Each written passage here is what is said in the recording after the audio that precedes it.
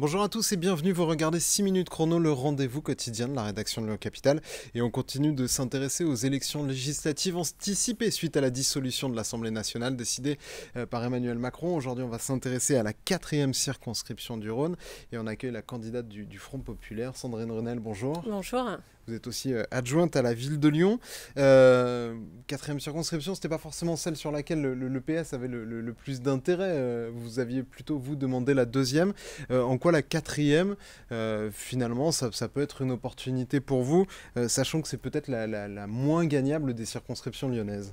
Alors, le PS est place publique, je le rappelle quand même au soir des européennes, parce qu'on a l'impression quand même de s'être fait un petit peu confisquer le résultat de ces élections européennes. La liste conduite par Raphaël Glucksmann et le Parti Socialiste est arrivée en tête sur Lyon, dans tout Lyon, et est arrivée en tête dans la deuxième circonscription. La 4e circonscription, c'est quand même la candidate Renaissance. Vous êtes un point derrière. Exactement, qui est arrivée en tête, mais d'une très courte majorité. Et puis, quand on regarde les scores, c'est de quelques centaines de voix. Donc, le PS était tout à fait légitime pour pouvoir se présenter dans une circonscription lyonnaise. Et c'est l'objet de ma candidature, de pouvoir être en tout cas la mieux placée pour pouvoir porter les couleurs et le programme du nouveau Front populaire à Lyon. Est-ce que cette alliance, elle vous paraît cohérente, crédible? Il en est beaucoup question, il y a beaucoup de critiques autour de cette alliance, de dire, vous avez dit vous avez énuméré un certain nombre de reproches à l'encontre des Insoumis pour finalement faire alliance avec eux. C'est réciproque, puisque les invectives étaient des deux côtés. Est-ce que vous assumez ce choix de repartir avec les Insoumis? Alors, les lignes rouges, elles ont été posées, elles n'ont pas été franchies, et nous avons imposé ce qui était pour nous primordial, et notamment la question, bien évidemment, de la reconnaissance des attaques terroristes du 7 octobre, mais également le soutien inconditionnel à l'Ukraine. Et puis après, tout un tas de mesures qui sont quand même issues aussi des propositions qu'on portait pendant la campagne européenne et qui ont été reprises, qui sont aujourd'hui dans le programme.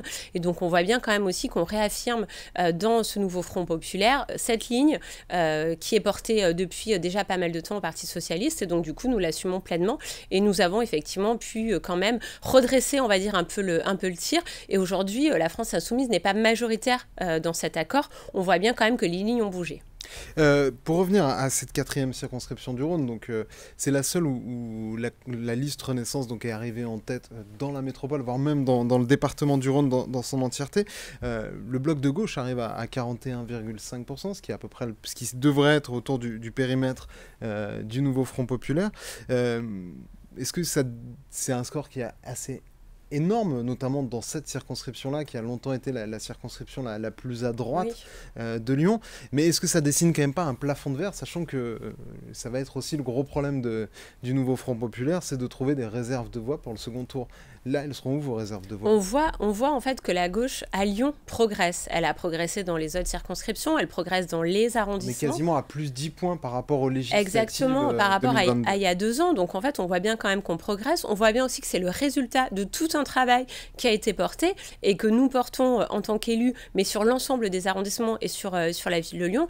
Mais on voit surtout que les lignes sont en train de bouger, notamment sur le 3e arrondissement et sur le 6e, on voit quand même le délitement de la droite et une progression assez forte pour une ligne issue de la social-démocratie qui aujourd'hui quand même fait recette au sein des électeurs, des habitants, parce qu'ils voient que notre projet a du sens et qu'il a effectivement un débouché politique.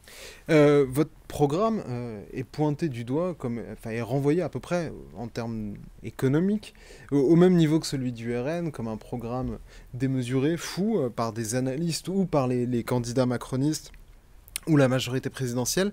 En quoi est-ce que comment vous pourriez arriver à financer la retraite à 60 ans, l'augmentation du SMIC? Est-ce qu'il n'y a pas une forme de démagogie? Est-ce que vous aussi, vous n'êtes pas en train de rejoindre, on va dire, un camp populiste, de promettre des choses que vous ne pourriez pas réaliser? Non, il n'y a pas de démagogie, et bien au contraire, on est vraiment dans le concret. On est là pour renforcer le pouvoir d'achat, ce que n'a pas fait quand même Emmanuel Macron en 7 ans. Et donc quand j'entends, moi, des députés macronistes sortants qui disent que notre programme n'est pas finançable ou n'est pas crédible, je leur renvoie à tout ce qu'ils ont quand même détricoté en France, l'assurance chômage, la sécurité sociale, les APL, tout ce qu'ils ont enlevé pendant 7 ans. Et donc nous, justement, ce qu'on dit, c'est qu'on va devoir effectivement remettre en fait du sens et notamment des services publics, mais aussi retravailler sur la question de l'école, abroger la réforme des retraites qui est la réforme la plus injuste qu'on a connue, la réforme de l'assurance chômage. Comment faire cette réforme des retraites alors même qu'on se rend compte qu'après avoir été passé à cette nouvelle réforme des retraites, le régime n'est pas équilibré. C'est-à-dire qu'il faudrait faire une nouvelle réforme, travailler encore plus. Les choses sont assez simples et les économistes le disent et les choses sont claires. Il faut aller prendre de l'argent là où il y en a. Donc il faut aller, et on l'a redit pendant la campagne, il faut aller taxer les super profits. Il faut aussi aller chercher de l'argent là où il y en a. Et donc nous, ce qu'on dit, c'est très simple, c'est qu'on a des mesures, elles doivent être financées. Il y a une justice sociale qui doit être assurée par la justice fiscale. Donc l'argent, on sait où le trouver. Si on veut, on peut. C'est une question de volonté politique, c'est une question de choix. Donc ces mesures, elles sont finançables et elles seront financées. Merci beaucoup Sandrine Runel d'avoir répondu à notre invitation, à nos questions. On continuera dans les prochains jours de vous présenter d'autres candidats, d'autres circonscriptions. Et si vous voulez suivre la campagne des législatives, c'est sur notre site internet que vous pouvez trouver toutes les informations sur www.lyoncapital.fr. Moi, je vous souhaite une très bonne journée. Au revoir.